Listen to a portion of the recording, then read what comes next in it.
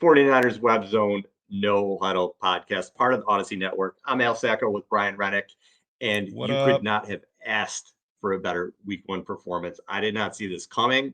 I thought it was going to be a slugfest. I thought it was going to be back and forth. But Brian, the 49ers absolutely kicked the shit out of the Steelers 30-7. They stomped an absolute mud hole in the Pittsburgh Steelers. And I got to say, quite the weekend. Friday, Jacoby Shaddix fire episode. That was so fun. I had so much fun talking to him. And at the end of it, we said, hey, you're welcome anytime. And he's like, yeah, let's do it again. My bass. I'm like, sweet. I am so thrilled. Hopefully we get to see him and his bass player soon. But then to top that off with a victory in which, like you said, both you and I had said, look, I think it's going to be a defensive battle. I think it's going to be low scoring. I think the first team to 20 is going to win. We were worried that there was going to be rain. That was nice that there was not. So that was good. But yeah, I mean, this is a performance. This is a statement performance for this 49ers team, even though it is week one and week one is reserved for the hottest of takes, right? Like, the Chiefs are not going to win a game or whatever the case may be, right? Because they're 0-1. But I believe we still have the Cowboys game, the Cowboys and Giants game, and then we still have the Monday night game with the Jets and the Bills. But I believe the 49ers had the highest offensive output of the week in week one, which again is just nothing but good news for 49er fans. The Chiefs may not win a game, and my fantasy teams may not win a game. So after today is the way I'm feeling. Look, man, I was thinking about the Niners and how they start. And under Shanahan, they were 2-4 in openers. They've started out seasons 0-8, 1-7, 8-0, 4-4, 3-5, and 4-4. So I'm like, how are they going to come out this year? There's a different quarterback. There's Christian McCaffrey to start the season. And this team is all in this year. They've said it. It's Bosa's in now. The distractions are kind of gone, but the distractions happen. So you had the Lance distraction. Yep. You had the Bosa contract distraction. And I was just like, is that going to carry over into the season? Is there going to be a slow start? Is there anything on people's minds? Whatever. All the things that get in your head, are they going to start slow again?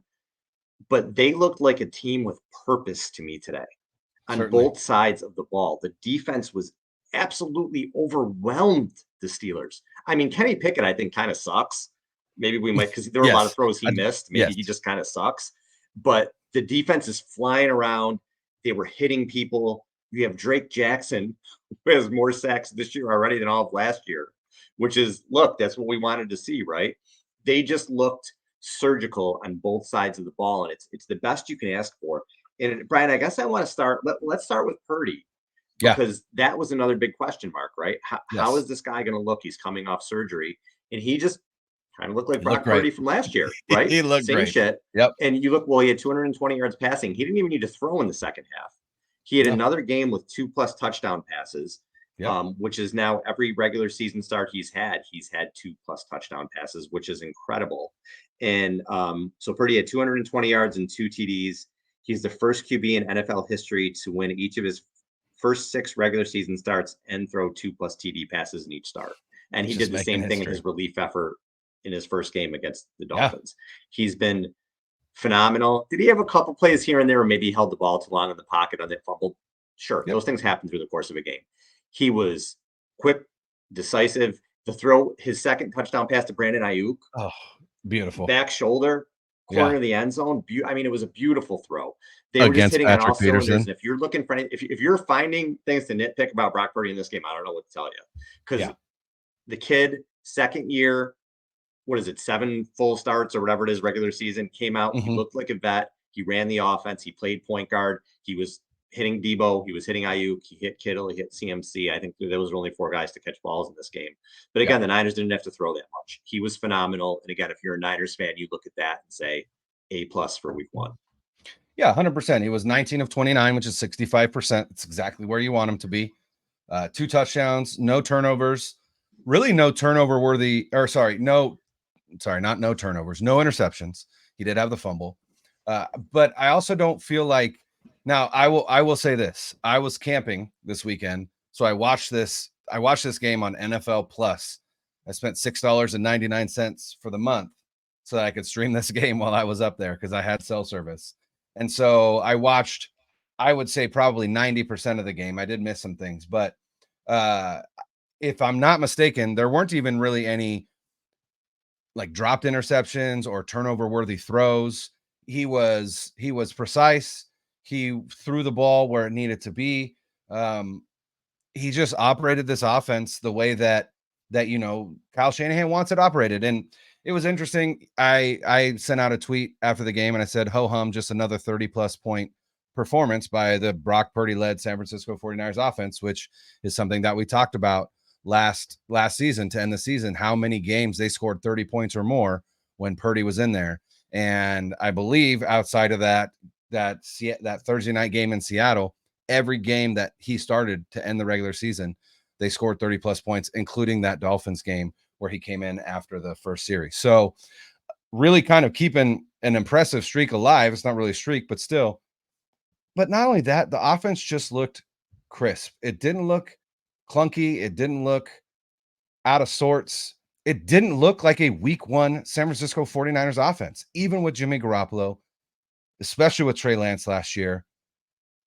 It just, it looked like they were in mid-season form. That's what I texted a buddy. I said, they look like they're in mid-season form, which you can't always say about this 49ers team under Kyle Shanahan in week 1. And then, to see Brandon Ayuk, basically put on that performance. I tweeted out, I was like, hey, could Parag use some of that cap space that they just created to sign Ayuk to an extension during halftime? Because I feel like the further we get into the season, the more expensive that guy's going to get. But yeah, it was just a very impressive offensive performance, which is wild because the defense held that team to 7 points. This is a team that everyone was talking about in the preseason. Man, Kenny Pickett looks so much better. Man, this offense looks so much better. Man, anytime the starters have been in the preseason, they've led touchdown drives. And it was just, this was supposed to be a hard-fought game. And it wasn't. It was a laugher for the 49ers, which is awesome. And this is the other thing that stuck out to me. 4th and 1 on the first drive. Yes. They call it pass to Kittle. Yes. 21 plus first half passing attempts. Kyle's going for it on 4th down. Kyle's throwing 20 plus times in the first half. Why is that? He trusts his quarterback. Trusts his guy. Yeah. That's what that tells me right there. And that says, everything that's happened, the way they've done things with Lance and even with Garoppolo, it all comes down to, I think they feel like they have their guy. Now, I don't know. Time will tell if they're right? We'll see. We'll see. Because Colin Kaepernick came out, what was it, 2013, and had like the best game ever against the Packers, and then he kind of went in the tank for a little while. I'm not saying that's going to happen, but we have to see how things progress throughout the season. But they feel like they have their guy, and the way Kyle coaches the game, it translates. It's evident. You can see it. Yeah, he's coaching like he's doing things he didn't do before because he trusts this guy. And I think what it comes down to for Kyle, and again, we're not going to pretend here like we weren't critical in the offseason. We were. Sure. But I think, listen, if Kyle Shanahan, I don't know, if he's punching babies and spitting on old people in his free time, if he wins games, I don't think anybody cares. I mean, if he's mean to his quarterbacks and he ends up getting a good one, I don't think anybody cares. Bill Belichick, like I said, has a reputation for being an asshole for decades. So he wins Super Bowls, you don't care. So that's sort of the long and the short of it. This 49ers team comes out and plays the way that they did today. All the stuff that happened with Trey Lance and Jimmy Garoppolo, it'll get brushed under the rug. It'll just be a footnote in the story if Purdy is the longtime starter and they win Super Bowls, because the way it looked today, again, I wasn't expecting it to look that way, and it couldn't have been a better day. Yeah, I mean, like I said, Bill Walsh famously, the whole Montana Young situation, it was messy, and Walsh pulled no punches with Montana, pulled no punches with Young, and it's not quite the same, just because part of the frustration is what they gave up to get Trey Lance and what they got in return when they ended up trading him away. And that's a totally different conversation. But in terms of identifying what they want in their guy and seeing it in Brock Purdy and just having the courage of your conviction to be like, listen, we see it in this guy and we're going to move on from this high priced, former number 3 overall pick. I mean, it takes stones, and they got crucified for it, and I was one of the ones that did, but this week 1 performance really just kind of is Kyle Shanahan just shoving a little bit and being like, see, like, I see, I knew what I was doing. I knew what I was doing this whole time. Now, again, it's week 1, but I will say this, that Pittsburgh defense picked to be a top 10 defense this season, ended the second half of last season as a top 5 defense in DVOA. TJ Watt is a menace. Mika Fitzpatrick is awesome. Cam Hayward plugs the middle. I think personally, that is one of the things that I think helped this team, as Cam Hayward did leave with an injury, which obviously if you get to go against a defense that's missing one of their best players, that's going to be advantageous for you. But I mean, they were doing perfectly well with Cam Hayward in. So I don't know that maybe they don't get to 30, but I think they still win this game comfortably without him. But you look at this offense and you go, it was just brutally efficient, right? And it was Purdy had 220 yards through the air, 203 yards total because he took 17 yards on those 3 sacks. But McCaffrey had 22 carries for 152 yards. Obviously, that's buoyed by that 65-yard touchdown run, which was really impressive for 3 reasons. 1, it looked like he was stuffed right in the hole and he bounced off. And then 2, the effort that Brandon Ayuk had to make that block to really spring him. And then the effort that Ray McLeod had to from the other side of the field come and get that last block that got him in. Just, again, indicative of what this 49ers team is about and what those wide receivers are expected to do. And as long as they do it, they are prized possessions in Kyle Shanahan's eyes. But even if you take out that 65-yard run, he still had 21 carries for 87 yards, which is 4.1 yards per carry, which, again, is not nothing to sneeze at on the ground. And then, obviously, this is the Brandon Ayuk game, right? 8 catches, 129 yards, 2 touchdowns. Brandon Ayuk is not here to fuck around, and he is letting everyone know that is where he is now. And this offense just, it looks great. And again, it's funny to lead, right? I mean, they won 30, they put up 30 points, which is great. They held this Pittsburgh Steelers offense, which, again, is it a good offense? Time will tell. I don't think it is. I don't think Kenny Pickett's very good, but held them to 7 points in week 1 in Pittsburgh, right? Like that's some work. They did some work, and that defense deserves credit as well.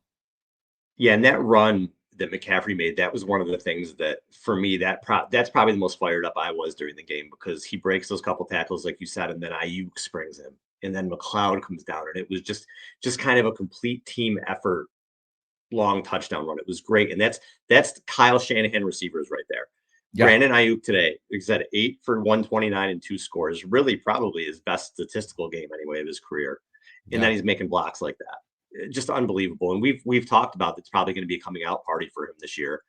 In game 1, it appears that way. I really believe Brandon Ayuk is going to have one of those 100 catch, 1,300 yards, 10 plus TD seasons. And it looks today like he's on his way there. And the Niners got to pay him, but we'll worry about that later. Just enjoy the season. And the way that they broke up today was Ayuk had 8 catches, Debo had 5 for 55, Kittle had 3 for 19, McCaffrey had 3 for 17, and then McCaffrey had the big day on the ground, 22 for 152 in his score. And you're going to have games where Debo goes off and games where Kittle goes off, but if you had to ask me the receiver that's going to have the best year, I think you saw today what's going to happen. Ayuk really seems to have a good rapport with Purdy, and the offense was just absolutely humming, man, just absolutely humming today. They got Debo involved early, Kittle involved early. And then the second half, it's tough because they didn't really need to. They were in control of the game. Yeah. I know the Niners had a bit of Kyle wasn't happy with their last 2 minutes defensively. And I saw some things with people like, what are we doing? At that point, I was like, it doesn't matter. I don't even care what you're doing right now. You're going to come out in the second half and blow the doors off. It didn't even seem competitive to me. And like you said, you're going into Pittsburgh and doing that. Yeah. I don't love Kenny Pickett either. But Pittsburgh is a tough place to play, and just an absolute statement from that offense. Yeah, I don't want to lose this because I remembered it. I was texting with my buddy Tim, and he was like, "I don't really like the way that half ended." right? When it came to that 2-minute drive that the Steelers had to end up putting 7 points on the board. I said, yeah, but now it's halftime. And prior to that drive, the Pittsburgh Steelers offense had gained a grand total of 1 yard in the first half prior to that. So I'm like, I'm not I'm not that upset with it. And the nice thing is it happened right before halftime. You go in, you can make some adjustments like, hey, what did they see? Right? What can we scout that they saw that we can change in the second half? And lo and behold, they didn't give up another point. So and before we get on to the defense, I do want to point this out because again, I had somebody when on that tweet where I was like, ho hum, another 30+ performance. Someone was like, yeah, but they looked mid. It took them like 10 minutes to go 50 yards. And I'm like, yeah, but they put up 30 points. I'm not sure what else you expect. And he's like, and he just made another point about going 50 yards in 10 minutes. And I was just like, okay, whatever. And he's also like, don't, do that against a non-mid defense. And I was like, listen, this defense is not mid, right? This Pittsburgh Steelers defense is likely going to be a top 10 defense. And not only that, but in week 1, this Pittsburgh Steelers defense is typically really, really good.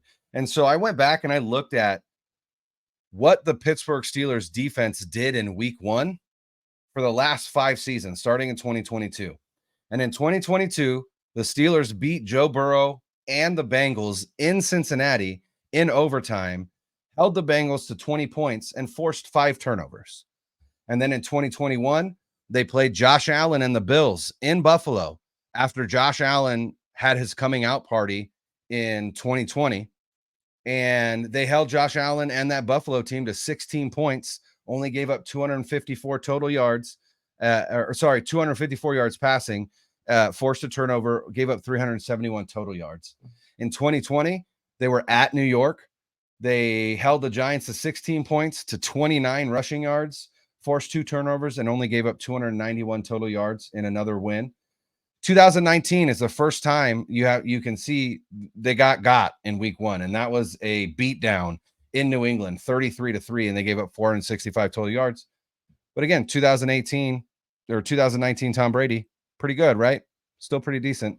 And then in 2018, they were at Cleveland.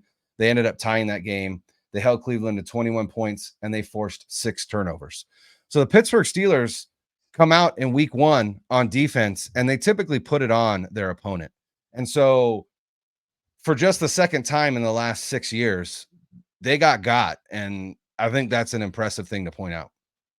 Well, when people say things like that, I'm just like, what do you want?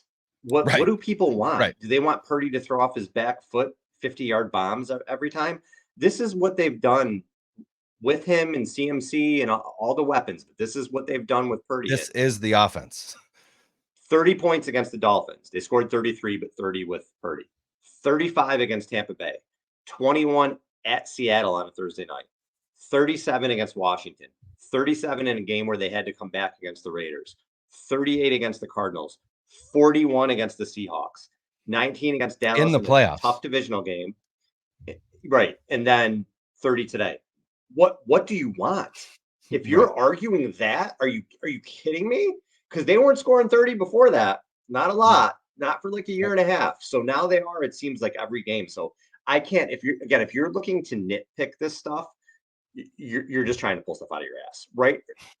Time will tell. We'll see if it's all sustainable. But I think 9 games is a pretty good sample size. And when you're breaking 30 in 7 of them, I think that's pretty good, man. And Seems you talk decent. about the defense on top of what they're doing. So they pressured, according to Next Gen Stats, they had 30 pressures on Purdy's 51 dropbacks today. And that was with Nick Bosa playing maybe about 60% of the snaps or so. Hargrave had 5. On Pickett's dropbacks. Well, who did I say? Purdy? You said Purdy. Yeah. Oh, sorry. Pickett's dropbacks. Okay. Yeah. Hargrave had 5 pressures. Drake Jackson had 5 and 3 sacks. Armstead, Bosa, Farrell, and Kinlaw had 3. Hyder, Bryant, and Greenlaw had 2, and Warner and Givens had 1. So this was just a defensive swarm, and Purdy looked shook. Or not Purdy. I keep saying Purdy. I'm sorry, Pickett. I got the P's in my head. Pickett looked shook during the game. He was missing receivers. He had guys in his face. There was a lot of times I couldn't see the coverage, obviously, on TV, but there were a lot of times he was just kind of holding the ball. He either didn't have anywhere to go or didn't know where to go. And that's just how good the Niners D was today. And everybody thought Pickett was going to come in and maybe take a step this year, and he still may, but certainly not today. This Niners D was phenomenal. Yeah, this 49ers defense made Kenny Pickett look like Cody Pickett, and that's not a good thing. Cody Pickett. Niners legend, Cody Pickett. Legend. Yeah, you know, and I loved it. I loved that Drake had 3 sacks. That was phenomenal.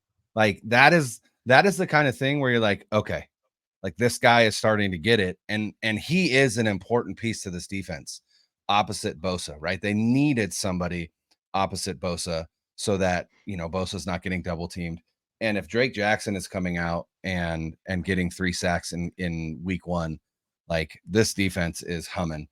And you know, you looked up pressures. I was looking up QB hits. They had 9 QB hits according to Pro Football Reference. Jackson had 3, obviously. Bosa had 2 on his own, right? No sacks, but still 2 quarterback hits. And then Hargrave and Hyde had 1 each for a total of 9. So, you know what? Like, again, I can't think of a better opening performance that this team could have had for what we expect out of this team and for what they expect out of themselves. And then not only that, but obviously the 2 interceptions were huge. Hufanga, again, just around the ball all the time. Johnny on the spot. Right. And that was from an incredible coverage breakup by Fred Warner. And then Mooney Ward with an interception that, I mean, he had great coverage. The receiver fell down. Also, Pickett threw it poorly, and he got that interception. But, you know, turnovers are going to be what fuels this defense. And then the other thing that I thought was impressive was Diamador Lenore was an absolute tackling machine at nickel. He led the team with 10 total tackles, and 8 of those were solo. So he was around the ball all the time. And Amber Thomas, really, I guess, I'm not going to say he played well, but he played fine on the outside to where, you know, it. And that's the thing. If these guys can just hold their coverage, this defensive line is going to get home. So as long as you can hold your coverage, I think you're going to be okay. Now, again, Kenny Pickett, I mean, the book is yet to be written. Doesn't seem to be that great. Next week, they're playing the Rams, who beat the Seahawks today. By the way, hey, kudos. We don't want Caleb Williams in LA. Thank you very much. But maybe those Seahawks aren't as good as everyone thought that they could be. Look like it today. But I mean, their stretch of quarterbacks, I mean, they're not really playing a murderer's row of quarterbacks to start the season. Because you know, it's Pickett and then Stafford and then Daniel Jones and then who knows in Arizona and then Dak Prescott, right? And so then the first real test there. Yeah. Right. And then the massage bandit, Deshaun Watson. So, you know, I don't know how much they're going to get tested against these quarterbacks that they're coming up against to start the season, which is nice because they can get their feet under them. And then, you know, once you get into midseason and the real kind of meat of the schedule, things will be really kind of sussed out by that point. Yeah, the Rams might have been a week 1 thing today. We'll see, but I mean, we'll get into that game next show, but I'm not worried about that game by any stretch of the imagination. Yeah. And then the Giants look absolutely atrocious as we're recording this. They're down 26-0. That offensive line looks bad. And then the Cardinals are a joke, I think. So yeah, it's their first real test is going to be Dallas, I think. But even, you know, Brian, one of the other things I think we were looking for, maybe some people considered it a small thing, but how is Jake Moody going to do after a shaky preseason? Money Moody, baby. he made all his kicks. Yep. Made his field goals, made his extra points. It was a non-issue when he looked fine doing it. So that was another good thing. Just that when it was off the Ward interception, when he pulled up for the field goal, I'm like, all right, this is a big one. He gets this one out of the way and kind of everything's off to the side now. And he did. He hit it, and then there's no looking back for him. So that was huge. And what I liked was they scored that first touchdown, and his extra point was straight down the middle. It was like sweet because he was missing extra points in the preseason. True. And then that first field goal, I was like, ooh, right? Because it was real close to that right upright. But but plenty of room to make it. But Mhm. once he got that one out of the way, every other kick was largely down the middle. So again, good for him. Good for that out just phenomenal third round pick that the 49ers made there. Hey, that's 9 points. Sorry, that is Yeah. not 9 points. That's 11 points. Right. So, he scored over a third of the points for the 49ers for a third round pick. Two, That's not too bad, right? two things. I guess I gotta have my Debbie Downer segment, I guess, but there were just Yes. two things that I came around with that when I'm writing my Can I notes, can I just because guess they're can I guess one of them? Because I probably have the same one. yes. TJ Watt had 3 sacks against Colton McKivitz. Yeah. And you can But say, all right, it was but he's 30 to TJ Watt. 7. TJ Watt did TJ Watt, it's fine. Yeah. My argument for that is again, if you're talking Super Bowl, you're gonna Mhm. have to go against this Eagles defensive line. You're gonna have to go Yep. against Micah Parsons and Lawrence. And so that we'll see. Again, there's a long Mhm. season. It's his first. We'll see how it Yep. goes. But that worried me a little bit. Actually, there were two other things that worried me. So the kick returns by Pitt, they came close to breaking a few. Yes, the That kick needs coverage. to get Yeah. cleaned up because again, you Yes. don't want to be in a close game and give up a long return or a return for a Yeah. touchdown. There are a few of those where I was kind of like, you got to clean that up. We'll see how that goes in the season. And the other thing that I was like, why is Christian McCaffrey running the ball up In the that second much in the half? fourth quarter? I Yeah. didn't understand that. Yeah, in the second Yeah. half too, he had 22 carries. He did not need to carry the ball 22 times in this game. And again, if you After want that him for the entire 65 season, yard I would like to yeah. get more. Please stop that. I tweeted, Yeah, please stop giving. after that 65-yard touchdown run, he should have been ordered to sit on the bench for the rest of the Yeah, game. put him on ice. But Yeah. those, I mean, that's some nitpick stuff right now. Sure. The Sure. 30-7 game, that's all that is. They dominated today, but we do want McCaffrey there the whole season. Yes. And maybe it's week one. He didn't play in the preseason. He just wanted him out there and getting carries. We'll see how he does it. But I did think we'd see more Elijah Mitchell than we did. We Mhm. probably will as the season goes on. But again, small stuff, just trying to talk about everything that happened and hit on everything. But overall, Yeah. man, I was just like, I couldn't believe they came out and did what they did. I thought it was a statement. I didn't think it was a week one fluke thing. Pittsburgh may be a little bit. Pittsburgh may be better than what they look today, Yes. but I I think think the so. Yeah. Niners are the Niners. I think that's the team you're going to see, and a team that I thought was going to win 11 or 12 games. Now I wouldn't be surprised if they win even more than that. I was that impressed with what I saw with them on both sides of the ball today. Agreed. You and I both predicted 12 wins. You and I initially predicted a loss in Pittsburgh. Again, that was prior to Nick Bosa signing.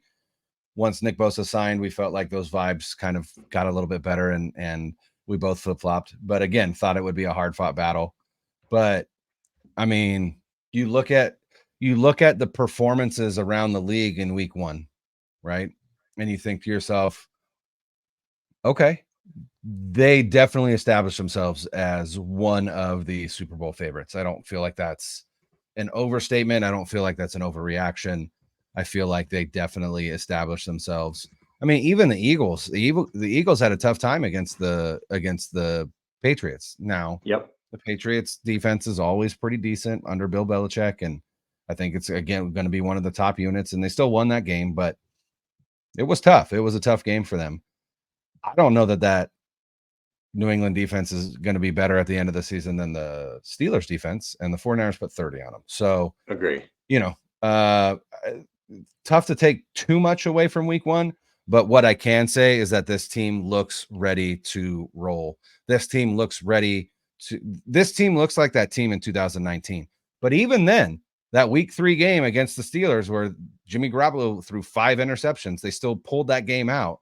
But the offense never looked like this except for a handful of games that season.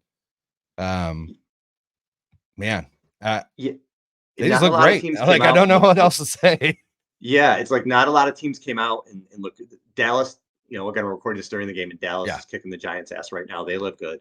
But other than that, like you said, the Eagles kind of struggled to a win today to get by New England. You want to look at other Super Bowl contenders. The Chiefs lost. The Mhm. Bengals got their asses handed to them That today. was wild. 24-3. That was the worst performance in Burrow's career. Yeah, just absolute ass whooping. Mhm. The Chargers always find a way to lose, right? They lost to Miami Well, today. but I will say neither one of those teams decided to play defense, but both of those Right. offenses looked incredible. Yeah. Absolutely incredible. Freaking Tyreek Hill and Tua Oh Tagovailoa. God. My goodness. Dude might get 2,000 yards this year. My goodness. The Jags had trouble with the Colts. If you Mm-hmm. believe they're a contender, we'll see what the Bills Mm-hmm. do tomorrow. The Seahawks, who a lot of people talking about them as a sleeper team, and they got destroyed by the Rams, who were A playing lot of people, how many yeah, rookies on defense, and Seattle only put up 13 points. And I'm not a believer in Geno Smith. I have to see that again to really believe did it. you I don't care how much talent they have around him. did you see that clip that's floating around on social media from that game? I did, yeah. Where he drops back to pass, and then Aaron Donald is just bearing down on him. You can hear him yell, "Oh my God!" And then he throws the ball.